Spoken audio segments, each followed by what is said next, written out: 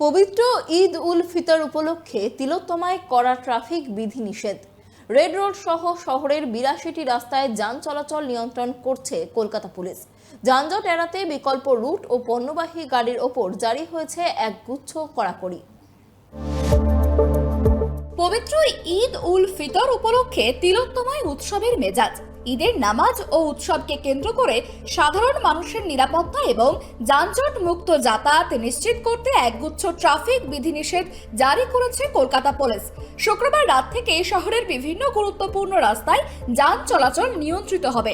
শহর জুড়ে মোট ৮২টি গুরুত্বপূর্ণ রাস্তায় ট্রাফিক ডাইভারশন বা রুট পরিবর্তন করা হবে।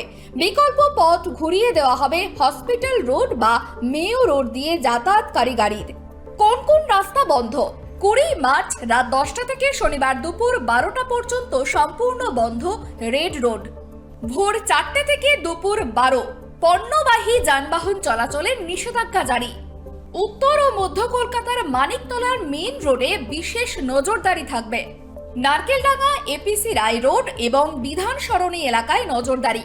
দক্ষিণ ও বন্দর এলাকার খিদিরপুর রোড ও মোমিনপুর রোডেও যান চলাচল নিয়ন্ত্রণ করা হবে। ডায়মন্ড হারবার রোডেও নিয়ন্ত্রণ করা হবে যান চলাচল। Park street, Jawaharlal Nehru road এবং স্ট্যান্ড রোডে পুলিশি নির্দেশিকা। যদিও তালিকার বাইরে থাকবে গ্যাসের সিলিন্ডার, অক্সিজেন, ওষুধ, দুধ, ফল, সবজি এবং মাছ বহনকারী গাড়ি।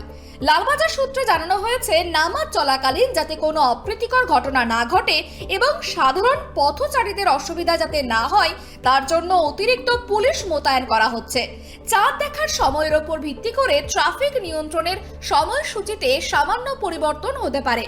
শহরবাসীকে অপ্রয়োজনীয় যানজট এড়াতে এবং উৎসবের পরিবেশ বজায় রাখতে ট্রাফিক পুলিশের সঙ্গে সহযোগিতা করার অনুরোধ জানানো হয়েছে। চার্জের রিপোর্ট, কেটিভি বাংলা, কলকাতা।